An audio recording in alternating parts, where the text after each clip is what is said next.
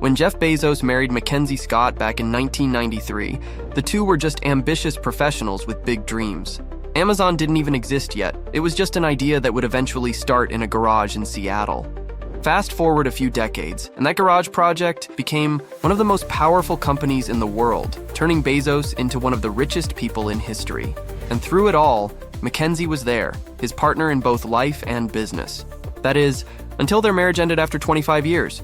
Mackenzie and Jeff met while working at a hedge fund, D.E. Shaw, and it wasn't long before they packed up and moved to Seattle. I didn't really date much until my last year of college.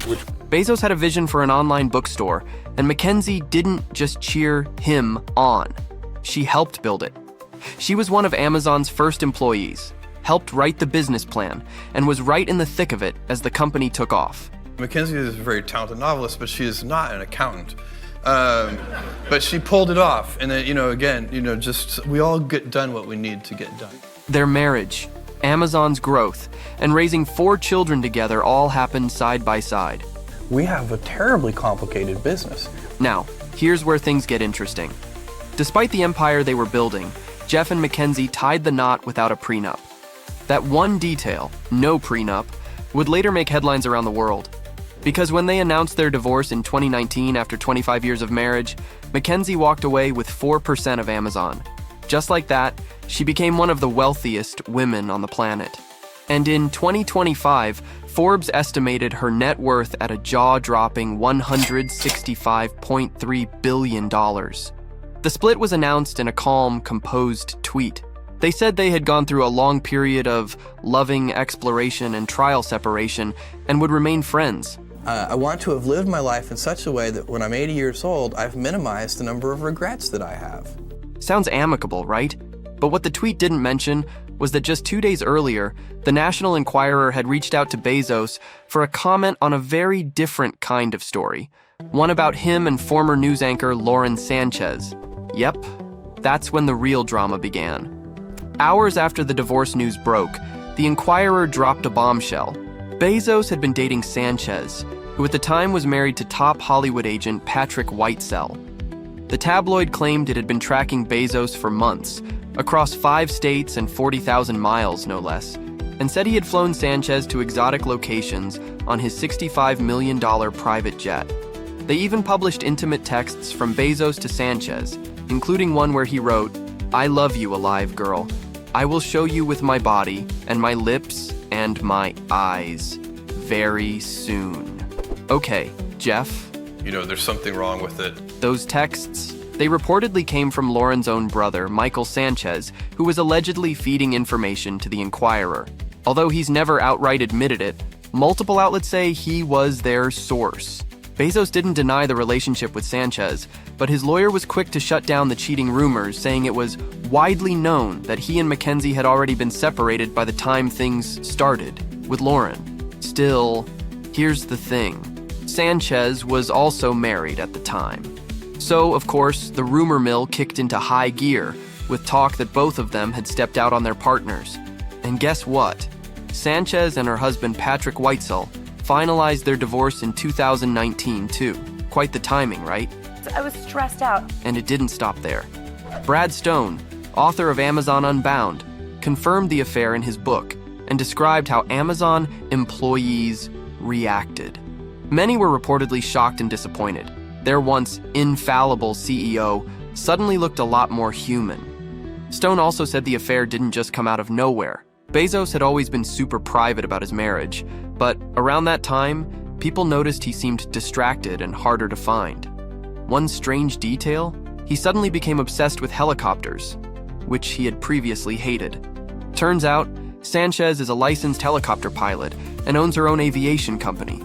That definitely explains the sudden fascination. Now Sanchez and Bezos are officially married, but before the vows are even exchanged, the couple is already facing unexpected criticism over their wedding invitation. Yes, you heard that right. Not the guest list, not the venue, but the invite itself has become a hot topic online. What guests received was, well, let's say it's more middle school art project than billionaire chic. It's not easy. Just look at this, a collage of butterflies, birds, feathers, and shooting stars, all in shades of pink and baby blue. splashed across a plain white background. Social media didn't hold back. One user on X, formerly Twitter, asked, "Was this made in Microsoft Paint?" Another was even more blunt.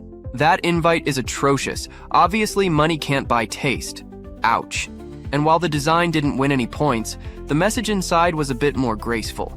Instead of gifts, the couple shared that donations would be made on behalf of guests, to the UNESCO Venice office to help preserve the city's cultural treasures, and to Carilla, a group working to restore the lagoon habitats that protect Venice's future.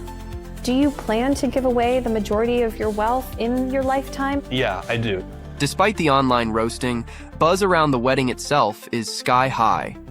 The main ceremony is reportedly happening on Friday, June 27th, on the picturesque island of San Giorgio Maggiore. Earlier reports suggested the festivities would run from June 24th to 26th, but newer details hint that it's all happening a bit later in the week. Either way, Venice is the stage, and it's already looking like a blockbuster production. Bezos's super yacht Kourou, of course, is front and center, docked in the Venetian harbor and expected to be a key part of the multi-day celebration. And then there's the guest list, because you know it's going to be stacked. Ivanka Trump and Jared Kushner have already landed in Italy. And if the couple's earlier engagement parties are any clue, those were hosted on Kourou and at Barry Diller and Diane von Furstenberg's Beverly Hills estate, we can expect appearances from names like Oprah, Kim Kardashian, and Bill Gates.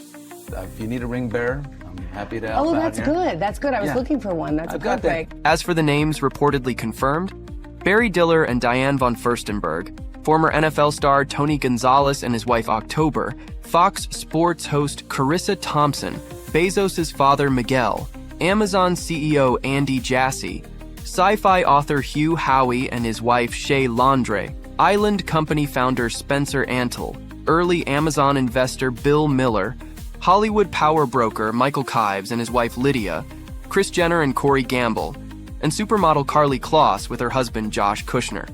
Wow, this guest list is pure Hollywood glamour meets billionaire power circle. Needless to say, the questionable invitation design isn't the main concern for the public. This isn't about font choices, it's about dollars and cents, and the billions behind them. Reuters reports the total cost of the wedding of the century is expected to be a staggering $46.5 million to $55.6 million.